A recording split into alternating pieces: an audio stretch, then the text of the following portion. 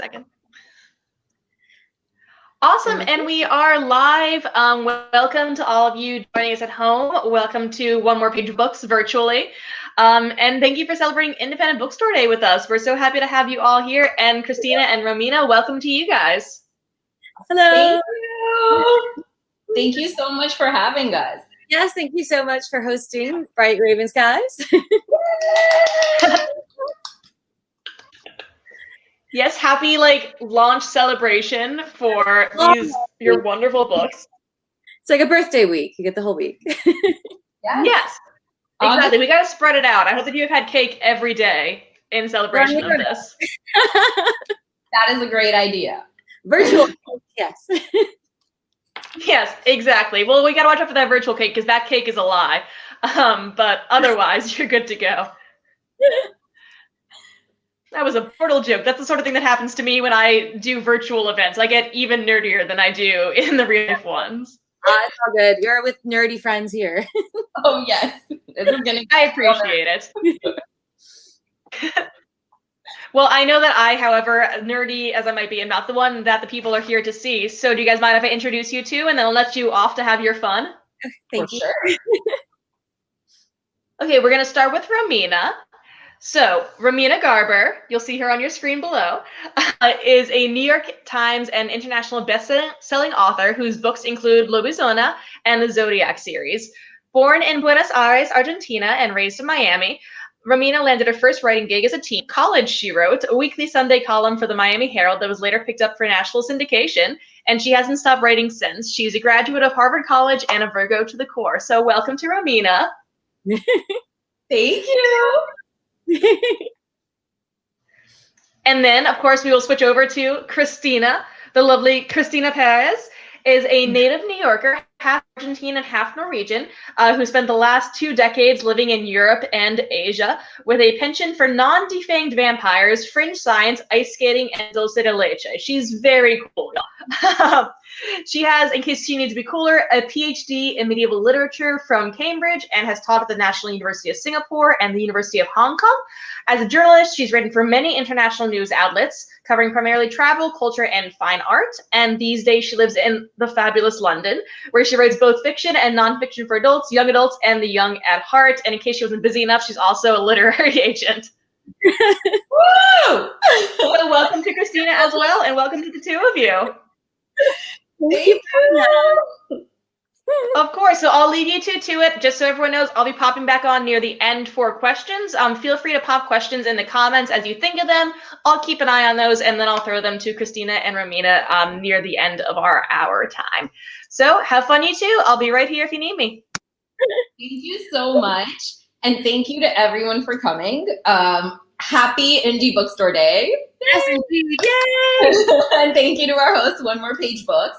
I do want to reiterate that if you guys would like to order a copy of our signed books, you can from this bookstore, and you'd also be celebrating Indie Bookstore Day as well as Kristina. So I mean, it's a no-brainer. Good for what?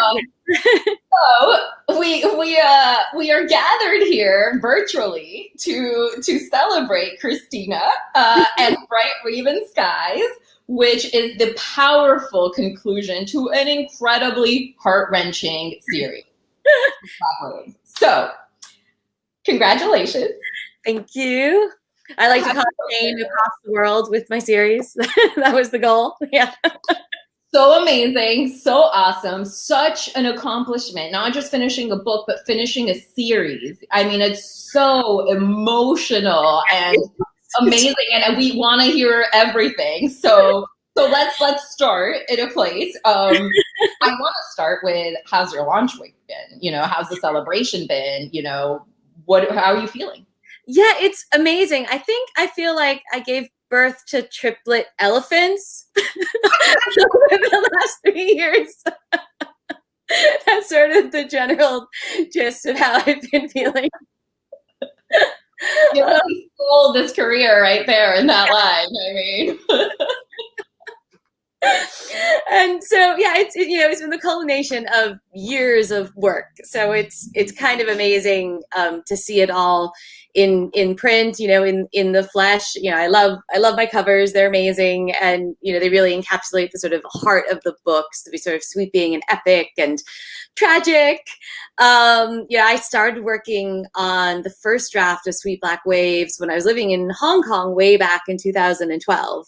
So this is something that has been with me for a very long time. And the very first idea, sort of the germination process, began even longer ago, and back in sort of like 2005 or so, when I was a PhD student and I was teaching the Old French version of the Tristan legends to undergraduates as a PhD student for the sort of intro to medieval French classes, because people do take those. And, I became really fascinated with the character of Branwen, who is very much, the sort of second fiddle to Tristan and Isolde in the original legends. But I sort of wanted to tell her story. And because she's the one who makes everything go kablooey by not, managing the love potion very well. And so that was the sort of my idea about her. I was like, I want to know how she feels about all these things that happen in this legend. But that, that would just sort of stayed in the back of my mind the way that these things do for a long time. And it wasn't until years later that I started actually trying to put it to paper. And now, many years after that, like her whole story is out there in the world. So yeah, it's been a long process. Did you, I'm curious, did you know that it would be a trilogy? Like, what did you think this would be? Well, so because I'm a super nerd, when I decided to actually try to do this thing of write her story, I looked at all the different sort of Old French versions, of which there are a few different main versions, and then also the sort of later sort of Old High German versions, which are the ones that Wagner used to write his operas.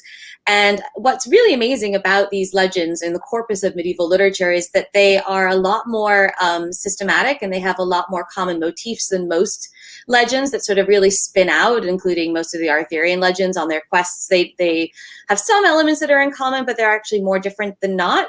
Whereas this one, actually, some of the same episodes recur again and again, which is pretty amazing considering how far the legends travel geographically from like one, raconteur or minstrel to another, going court to court.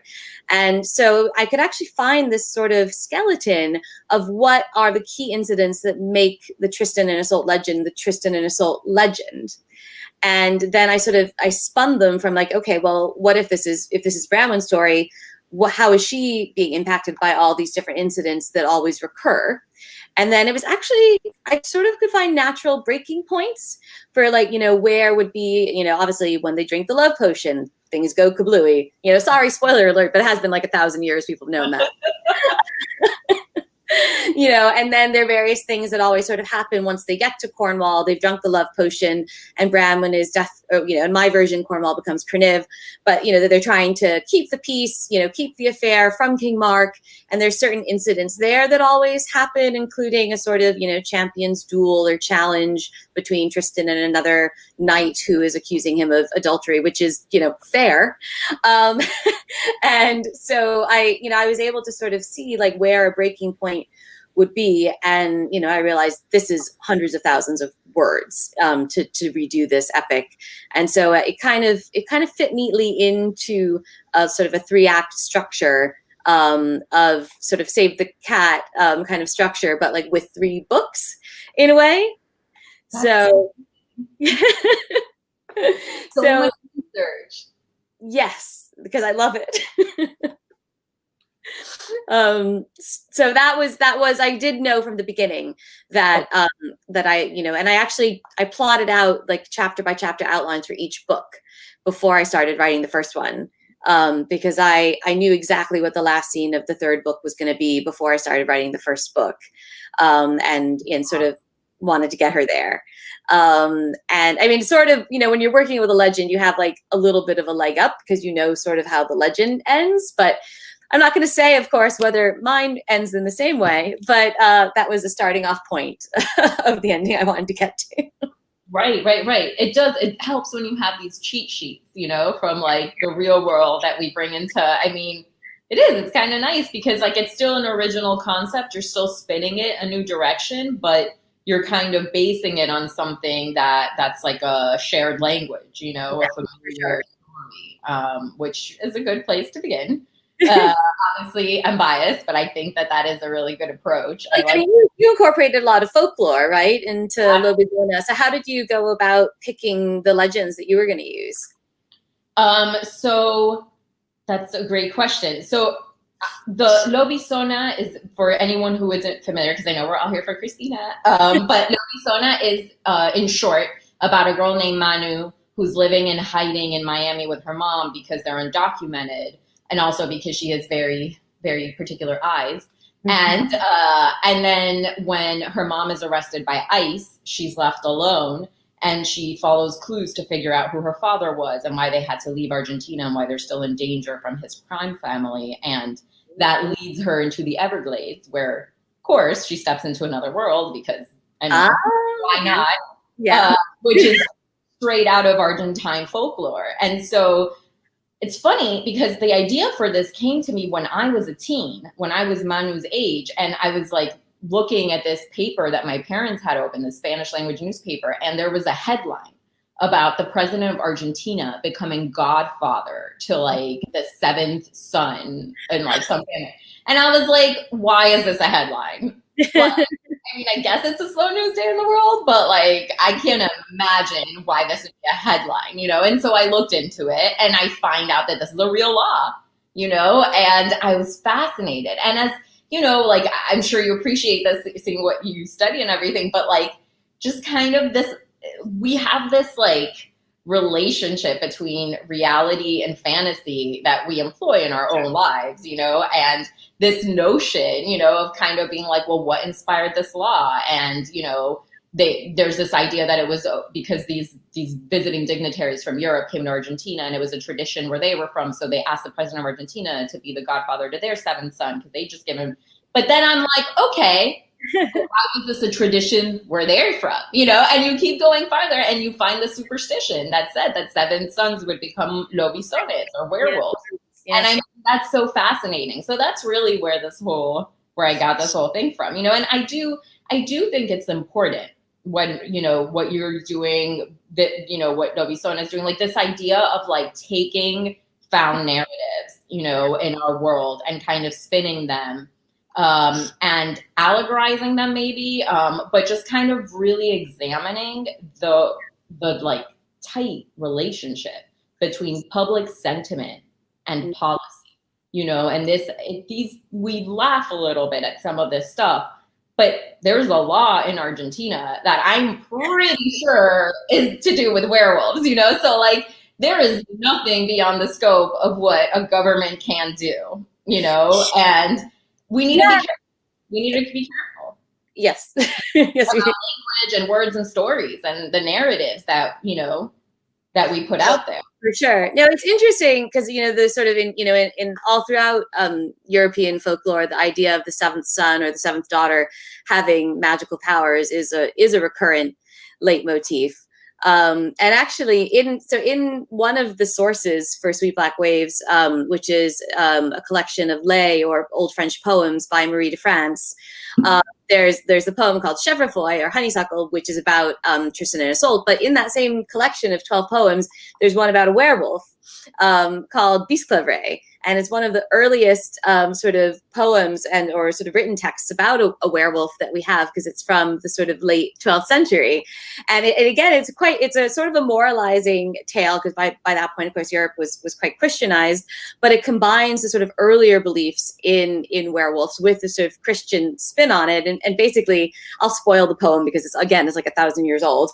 But there's this nobleman who, he turns into a werewolf, but he's actually a pretty nice guy. And he discovers that his wife is cheating on him and she's planning to kill him. So then he bites her nose off. And the moral of the story is kind of that he was like the better person because he was like trying to sort of be a good Christian werewolf. And so then all of the people in her family for like the rest of time like are born with no noses as like a punishment for her trying to kill her husband. Oh my God. I need to look this up. That's amazing. Yeah. But that gets to like a big thing, which is like, I'm fascinated by the notion, and we'll walk away from werewolves soon, but the idea of like, why are werewolves tied to masculinity or men when there's nothing in my view that's masculine about them? I mean, it's tied to the moon cycle. Once a month they change, you know, it's like your body, like, are you serious? Blood. Like, are you kidding me right now? Like, so, and maybe I'm biased because my book is all about menstruation, but really, like, come on, like, werewolves are ours. Like, I don't know what's going on here. Like, how they got owned by men ever, you know, like. Yeah, no, I mean, werewolves are a really interesting, you know, figure for sort of otherness and exploring people that are sort of pushed to the fringes of society. And obviously women are very much in that category most of the time. Again, I just don't know what men go through once a month, like where like that affects them in the blood. Like, I mean, show me what cycle of men is tied to the moon and like the moon. It's like, I mean, I'm very curious, you know, like, so it's very interesting, you know, and I kind of think we need to take a lot of narratives back, you know. Symbolism obviously is something that I explore as well in the magic system of Sweet Black Waves. Yes, talk to us about that, because that's fascinating. Well, so it's you know, it's primarily based on Celtic mythology and folklore, and of course it, you know, like with any magic system, you have to sort of keep it simple and coherent enough to sort of support the narrative without like spinning out too much. So I just picked sort of some of my favorite gods and goddesses from the Celtic pantheon, and then sort of gave them my own spin, basically. And the one, like the sort of fundamental underpinning of the magic system is this idea taken directly from Old Irish literature that the land is embodied by a sovereignty goddess, and she is the one who picks the rightful king, and then, you know, they have sex, and it's a whole fertility ritual kind of thing, and then you know, and then he's the rightful king. But if he messes up and he turns out to be like a jerk, or he's like, you know, not feeding his people or whatever, then she comes back and kills him. So so she very much is, the sovereignty goddess is the one really with the power. So she's both a sovereignty and a death goddess. You know, what she can give, she can also take away. And so that is, you know, sort of goes way back into sort of Celtic mythology and prehistory, and, you know, right back to sort of the archaeological underpinnings. And then we see those stories, you know, the first sort of extant versions of them being written down in the sort of 7th and 8th centuries by the monks, by the time sort of Ireland starts getting Christianized. And that's when the Celtic lore first starts getting written down. And, you know, it's actually, you know, right the way up through the sort of Irish independence movement, this idea of Eru, of the goddess of the land. You know, I mean, another thing is interesting, of course, is in most cultures that sovereignty is a female body-based symbol, right? When you think about the Statue of Liberty, or you think about like Marianne in France, or Britannia here in Britain, it's usually a female body or goddess that is sovereignty. Although, of course, you know, ironically, for most of Western history, women have not had sovereignty, personal sovereignty. Yeah. So you have this inherent conflict in the mythology and folklore where it's a female goddess that's giving men the right to have power in a society where women don't necessarily have power. I love that. So that those are some of the, you know, the sort of juxtapositions that I was trying to explore through Sweet Black Waves, because obviously the setup is very patriarchal, right? Isolde has to be given in marriage to a man to cement some kind of peaceful alliance for her kingdom, and she doesn't have any choice in the matter. And Branwen, she's sort of she goes on sort of a journey with this without spoiling it too much. But because she's an orphan of war, she's very much sort of peace at all costs, and she's sort of willing to sort of support the sort of patriarchal underpinnings of her world, including the fact that she believes that her cousin needs to get married and, you know, cement this peace alliance. But of course, she wants her cousin to be happy, so that's why she comes up with this love potion idea, which we know was a fabulous idea. Nothing goes wrong, but actually. right? But it's actually quite a radical idea for the Middle Ages that female happiness is important. And in fact, like the Tristan and Isolde legends, one of the other things that drew me to them was that they were some of the legends that had the most sort of female speaking parts, because you have a lot of women in medieval legends, but they're often quite inanimate characters. They're ladies in towers. They don't get to do a whole lot of things. And in this one, you had three very strong female characters. You have Isolde, you have Branwen, and you have Isolde's mother, also helpfully named Queen Isolde. But they're all sort of working together to try to maneuver within the sort of patriarchal space of their court to ensure some kind of happiness for themselves within the confines that they find themselves. And they end up sort of using magic to try and do that. So that's one of the themes that I have Branwen explore a lot through the course of the book is, do women need magic to have power?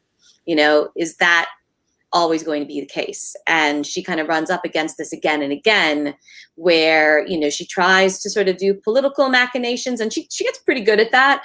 But then at a certain point, she always has to sort of lean into the magic, and it takes her to some very dark places. And so that's also a sort of a metaphor or a theme that I wanted to explore, that, do you have to give up some of your humanity to have power? And do you have to give up some of your humanity to have magic? And why is it that women are always put in those positions more than men? Or is that like a patriarchal approach? And are we using this kind of notion that, like, maybe if we didn't see power through the same lens of the patriarchy, power would look very different, in a matriarchy? And maybe it's not, maybe like the give and take is something else. So she's finding at the end of book 2, the end of Wild Savage Stars, she's really sort of reached her sort of nadir, and she's made this deal with the god of the Sea of the Dead. And she has, well, it's a spoiler for book 2, but basically the end scene, in order to save the castle and actually save King Mark's bacon, so again, she's saving a patriarchal kingdom, she agrees to take a life by the end of a year's time to give to the god of the dead, because he's very attracted to her, the dark side of her magic, and he sort of believes that if she starts enjoying taking life, that she'll join his side. And so that's sort of what she's wrestling with throughout Bright Raven Skies is does she actually like the dark side of her power, and what happens if she totally gives into it? And at certain points she sort of wonders, is there any point in not giving into it? Why am I always trying to fix everything? So there, there's a little bit of the sort of, give into the dark side of the force, Luke, kind of to it.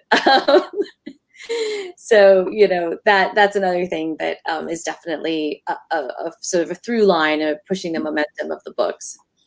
What, since you were talking about breaking down the books, I'm curious, how was it different, or how did it feel like to be writing the last book in the series versus those other two you were discussing? Like, what was the feeling?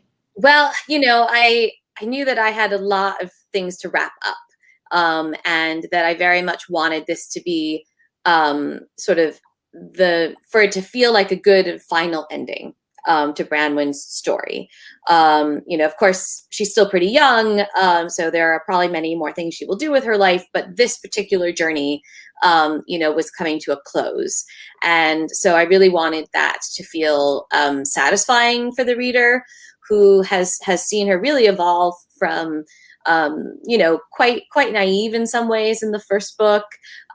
She was very skeptical about magic even existing in the first book, and she discovered she was wrong about that. And then sort of going dark side a bit. I describe Wild Savage Stars as like my Dark Willow book. Dark Willow. Right? Because I'm such a Buffy fan, and she really kind of goes Dark Willow. So I'd say, like, when this book picks up, she's maybe not quite at the end of season 6 of Buffy. She's still kind of in the darkness. Come on. Yeah, she hasn't had her Xander like talking her out of ending the world moment yet. And so my voice. The world, like with my words. Exactly. Yes. So this book is about her having to find the sort of balance again between her light and dark sides, not just in terms of magic, but in terms of, you know, her heart and the things that she's gone through and the things that she's done to other people as well. And sort of come to terms with the fact that she's been wrong about some very fundamental things that have had, you know, pretty horrific consequences for a lot of people, and having to sort of own up to that. So I think that was another, you know, point of her maturation that was important to me to get right in this book. You know, she goes from being, you know, kind of a, you know, I don't know. I mean, she's 19 when the books start, and it is the medieval, or it's the early Middle Ages, vaguely.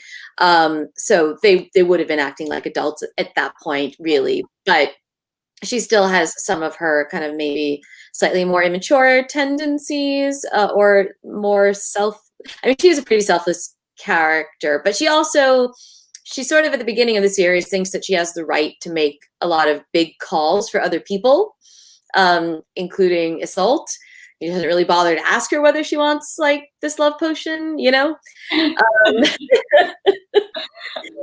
So she also has to kind of come around to realizing that she can't sort of try to control everyone and everything all the time, which is something that we as adults have to learn. Yes. But are you done with it? Like, are you ready to walk away from this? Do you feel it's unfinished? Like, can you see more in this? Like, and are you ready for a break?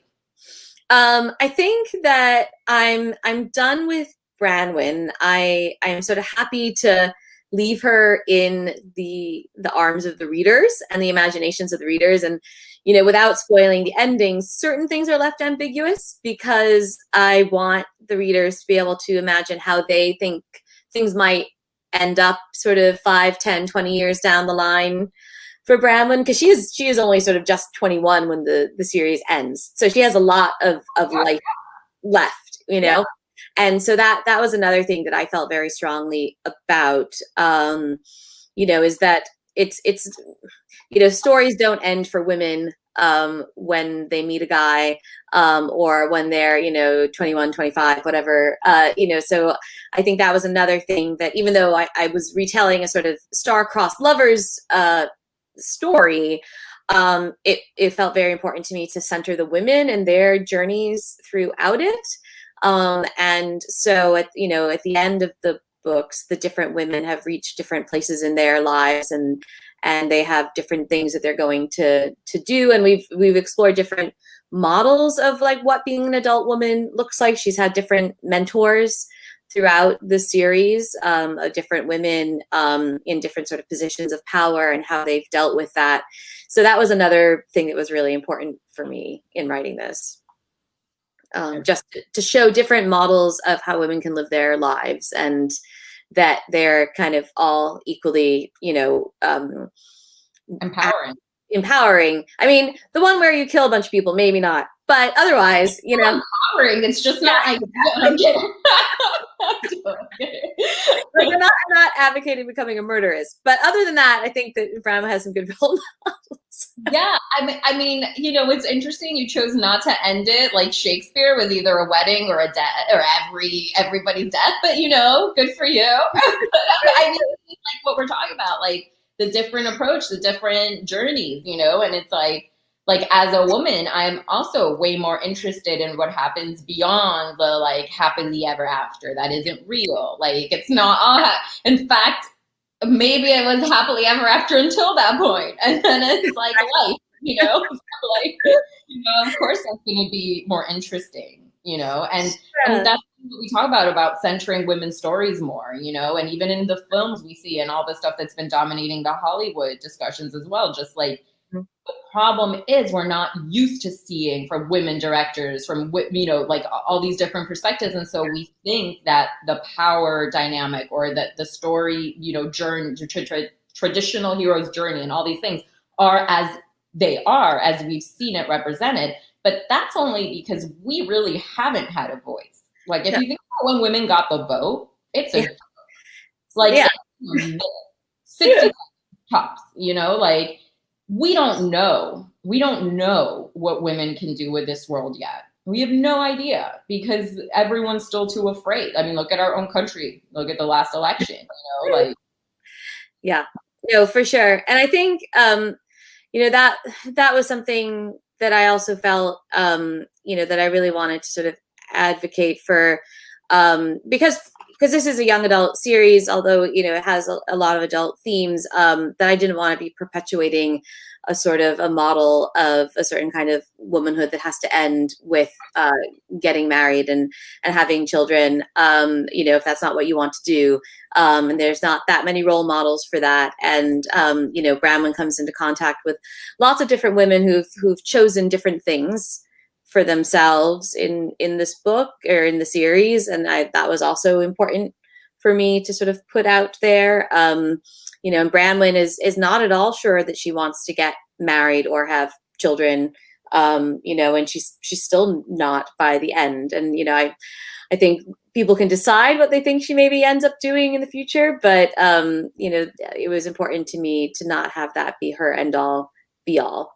I like that you did that, and that resonates. I mean, I literally just turned 36 this week, and, you know, I'm single and I'm not sure what I want or anything. And I just feel a lot of times like the narratives, again, forced on us or being kind of represented around us, just don't enable this kind of soul searching, you know? Like, I feel like I'm running in somebody's race, but it ain't mine, you know? Like, I don't know whose race it is. I don't know what's at the end of that. I don't even know if I want to make it to the end, you know? But like, everybody's kind of forcing you to run at it, you know?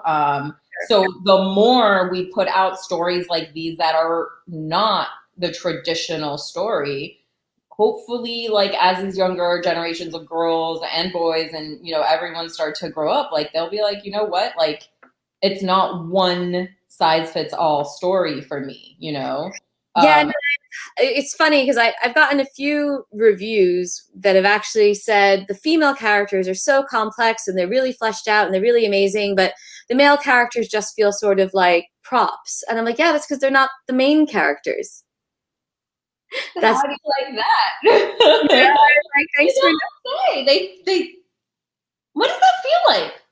You know, I was actually like, you know, I did my job because my female characters are the main characters, and the male love interests that Bramwell has, they are her secondary characters. They're her, you know, they provide interest, they provide character growth, they are important to her development as a person, but they're not what she is all about.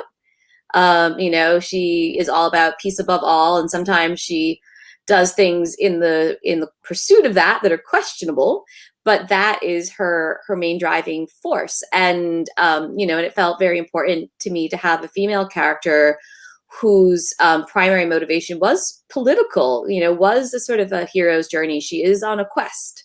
And, you know, nobody says like, well, King Arthur, you know, like Guinevere, she's not too fleshed out, you know what? No. You make people uncomfortable by decentralizing the male narrative, and it's like, good. That's a good thing, you know? I was actually going to ask you, this is one of my questions, this fits perfectly, was like, how important is your personal identity to your creative process? You know, like, how much of yourself and all the stuff that we're talking about do you bring in? And is this just a specific thing with this, you know, story because you've been wearing it for so long, whatever? Or is there something to your writing and the synergy with who you are?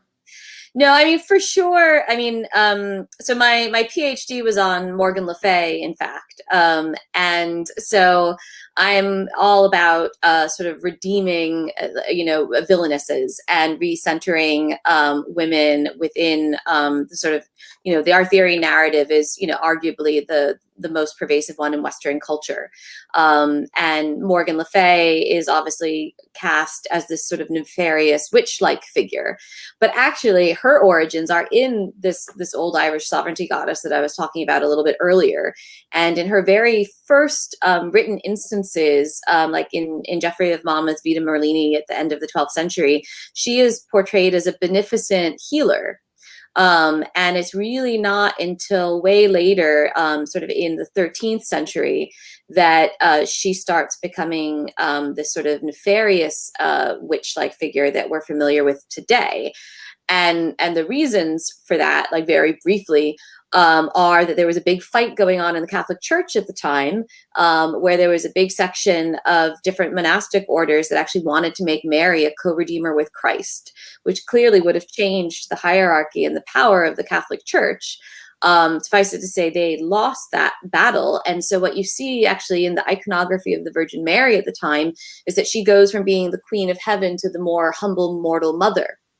And you can see a direct correlation in the vernacular literature, which is as in not in Latin, in medieval times, in the Old French at that moment. And that is when Morgan Le Fay goes from being kind of a fairy godmother type figure to this nefarious witch. And she's basically split in two. And that's when they introduce the Lady of the Lake, or the Dame du Lac character. And they give her all of the good, fairy godmother characteristics. And they turn Morgan Le Fay into this just sort of like, nymphomaniac, evil witch person. Wow. Yeah. And that's what my PhD was about, basically. And so, this is something that I've been studying for a very long time, and seeing what the ripple effects are through Western culture. Because, Morgan Le Fay, Isolde, Branwen, they are characters who have been around influencing us, in the West since, the sort of 11th, 12th century. And and the female archetypes that we see in TV, in movies, there are just a lot of repetitions on the same theme. And so it's important to investigate them and interrogate them and reframe their narratives. So it's something that has been sort of I guess you could say, a theme, a leitmotif throughout my adult life and my academic life as well. So these are things that I'm definitely always going to be exploring in my writing, for sure. We've touched on this, you have a very heavily researched approach, but out of curiosity, whenever I talk to an author, I'm always curious about their approach, because I'm fascinated by the fact that we can invent as many approaches as there are.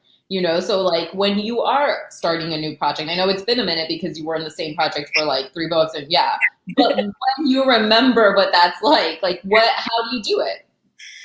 I think that I tend to start with the main character. Like Branwen was my center.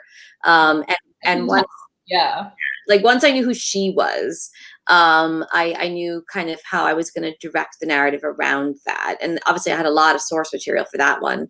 But I wrote, last year, I had a YA contemporary sci-fi called The Tesla Legacy that came out, which was very different in that it's contemporary, and it's a sci-fi, and it's about my main character, Lucy.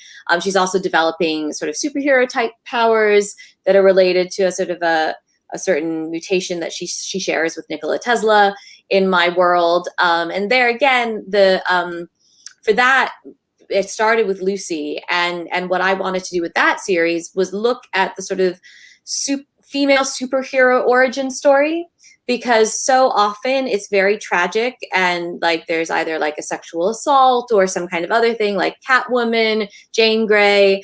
And I wanted to write the female Bruce Banner. I wanted to write like the female scientist who gets bit by like a radioactive spider, and then uses her scientific brain to try to understand her powers. So that's Lucy. So I say it's like if Bruce Banner were a high school girl, that's Lucy. And so again, I was trying to like reframe this kind of archetype that we see so often in comics, where male superheroes are allowed to have other lives, like be Tony Stark, like he's basically Elon Musk, like, right? And the female, the female superheroes, well, quite often they're super villains, first of all, like Poison Ivy or Catwoman. And then if they're superheroes, they tend to have to be completely moral, right? like Captain America is really, who, I mean, I'm just blanking. She's above reproach, right? Woman.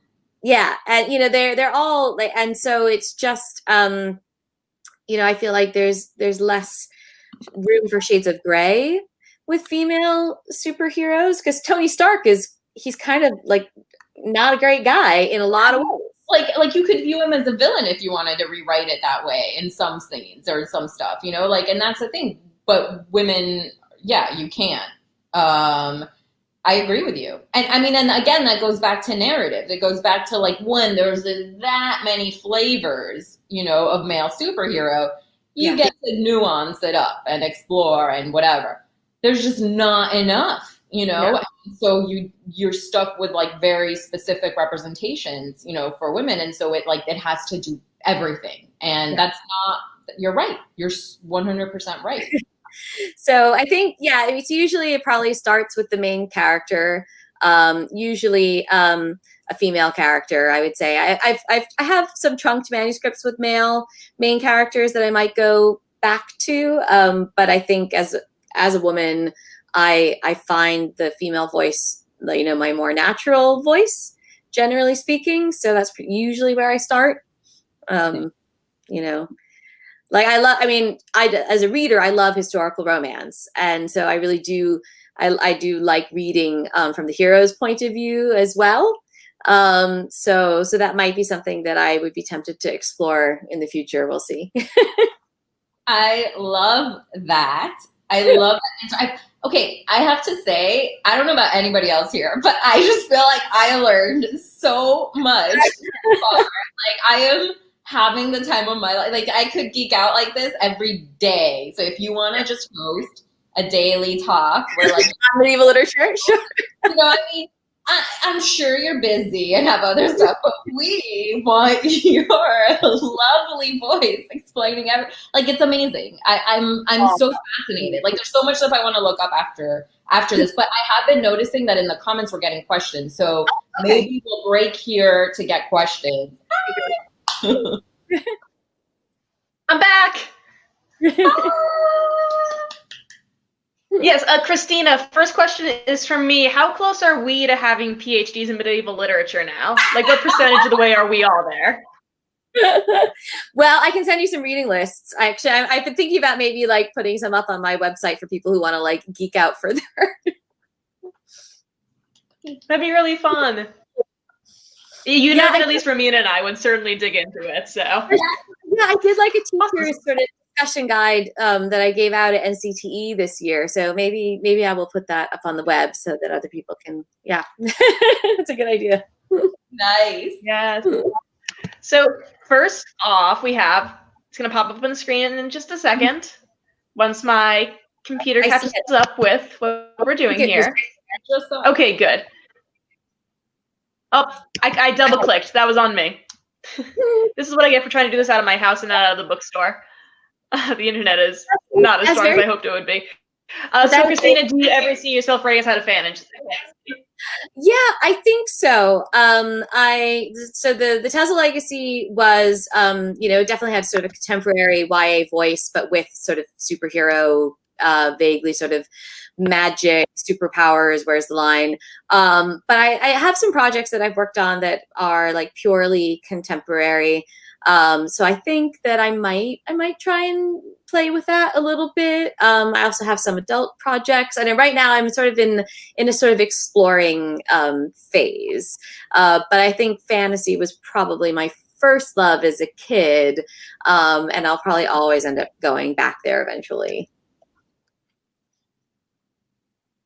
What about you, Romy? Love it. Who doesn't? Anyway.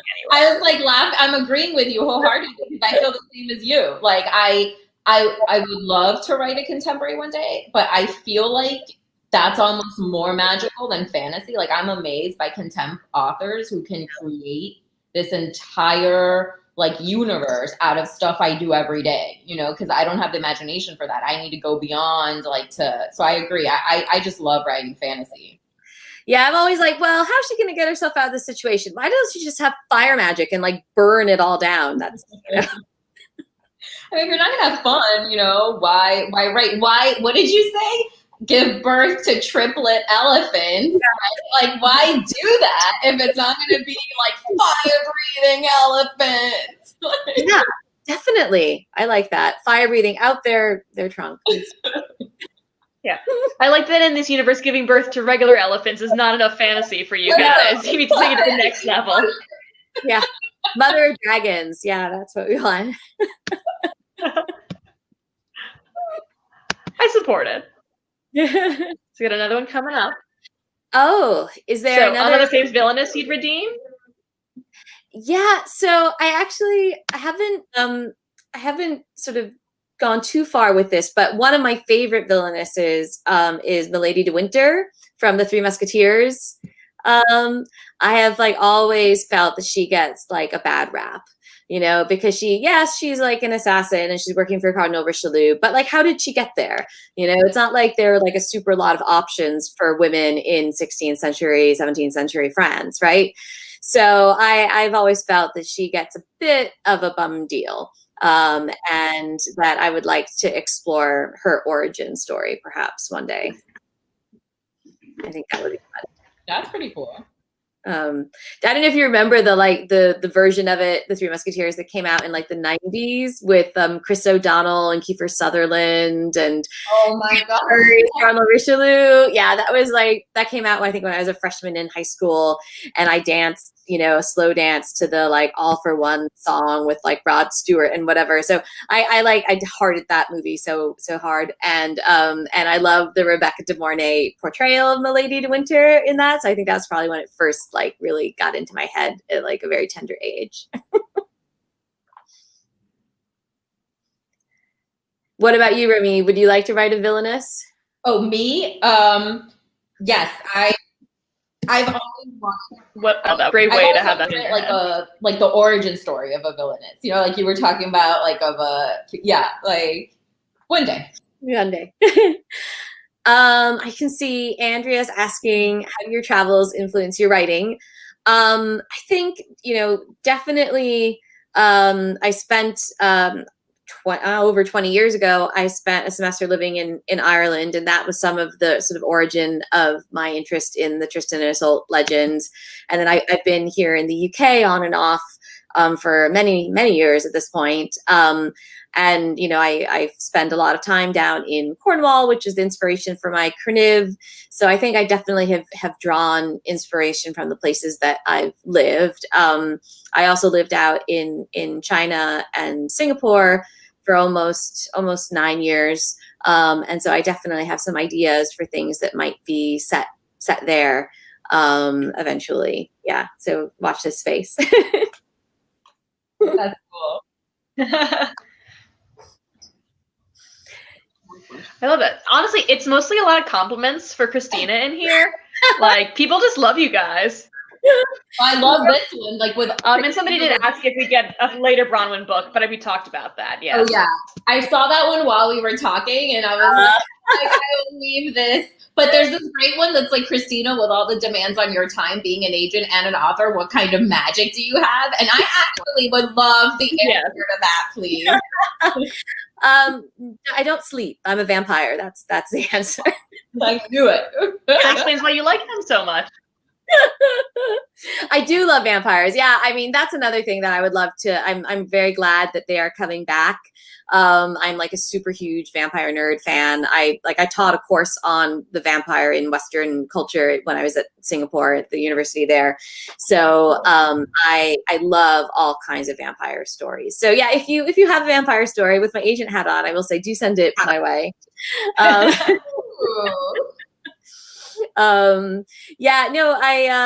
a lot to juggle, but I love it. It uses different parts of my brain. I mean, the agenting, I'm quite editorial, so it uses that sort of creative writer part of my brain when I'm helping my clients revise. But then it's also like a whole different side in terms of like the business and the negotiations, and I really like the balance. But I don't need to sleep. It's fine. Sleep is for the weak. And we got one more question coming in about your sort of worlds, Kristina, so I'll pop up there. Oh, okay. Yeah, great question. So Armorica corresponds, that's actually the Roman name for Brittany. And so Brittany is the sort of northern bit of France that's directly across the channel from Cornwall. And in the, well, you know, in the Roman times, pre-Roman times, the Celtic tribes that spread out between Brittany, Cornwall, and Wales, they all spoke the same. They're two language groups, two Celtic language groups, the P group and the Q group, and the Brythonic group, which was Breton, Cornish, and Welsh. So they all stayed trading and communicating even after the Roman withdrawal from Britain.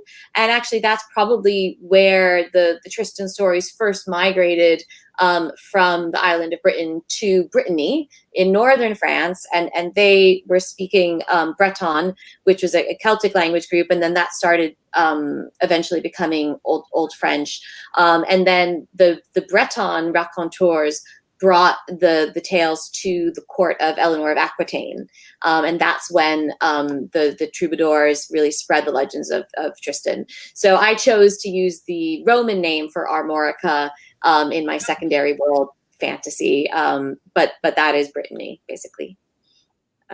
Yeah, super nerd out there. But I had a lot of fun. You can see your professor hat going on. Yeah. So there was a reason behind that. So we got just one more question popping in, and I think this will be the last one we have time for, but it seems like they really have a lot of interesting thoughts about it, so I want to pop it up there for you. Just like a brief paragraph about your books. It's no big deal. Okay. Ooh, okay. I would like having you as one of my students. Right, it's very critical thinking. Yeah.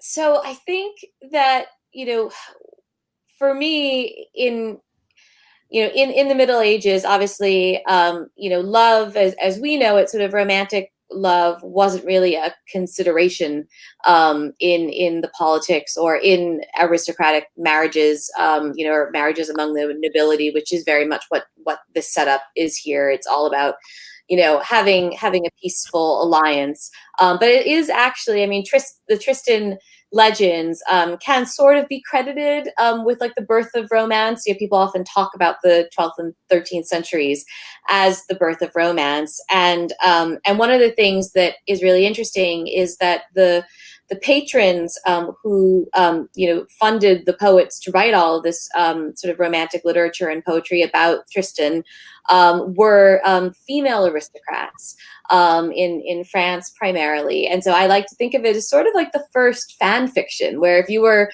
an aristocratic lady, you would commission your favorite poet to like write a story about Tristan and Isolde for you and perform it at your court. And so it's really interesting because in that same time period, women were actually losing property rights and a lot of rights that they had in marriage up until that point, as the Catholic Church and the French sort of monarchy was consolidating power. But they were able to find a new kind of sort of imagined love and romance and power in these stories. So they were escaping into these stories at the same time, and so that duality was one of the underpinnings of this series, and that sort of constant push and pull between politics and love, and in this case, love being personal independence, personal freedom. The freedom to love who you want to love is one of the greatest freedoms that a person can have. And obviously, there are a lot of places in the world where you still can't love who you want to love. And so that sort of was another one of the themes that was sort of fundamental to what I wanted to do in this series, and how those things are in conflict with each other quite a lot of the time, even now, and how people try to find workarounds and ways to find their own personal happiness. Of course, it's not always possible, and so that the personal is the political, and the political is the personal, sort of always. So yeah, that is one of the things I was looking at in this series.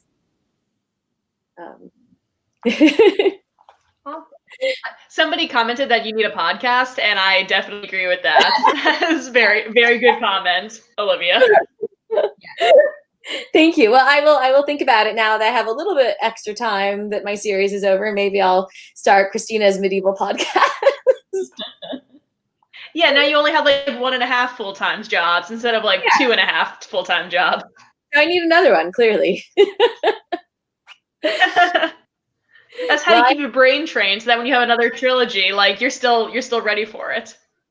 Yeah, well, watch this space. I can't talk about anything just yet, but there are a few things percolating. So we'll see. Well, I'm excited for us to find out exactly how many secret jobs you're juggling right now. But thank you guys both so much for joining us. This was so fun and so amazing and so informative. Thank you. And thank you, Romy, for being the most wonderful interviewer ever. Thank you so much for everything. Thank you, Kristina, for inviting me to celebrate with you. I'm going to send you some like Alpha Horus, at least virtually. Oh, stop. Thank you. And thank you, One More Page Books. Remember, you guys, it's Indie Bookstore Day. Yay! Buy lots of books from their website. Yes. Support And our signed, right? Our signed books are. You can buy our signed books as well. So, and in fact, One More Page Books Yes, is and I have the link for that in the comments. You can get a signed book from me because of COVID, I won't be coming to the US for quite a while. So if you want a signed book, you can get it from One More Page. Well, thank you. So the link for that is in our comments on both YouTube and Facebook.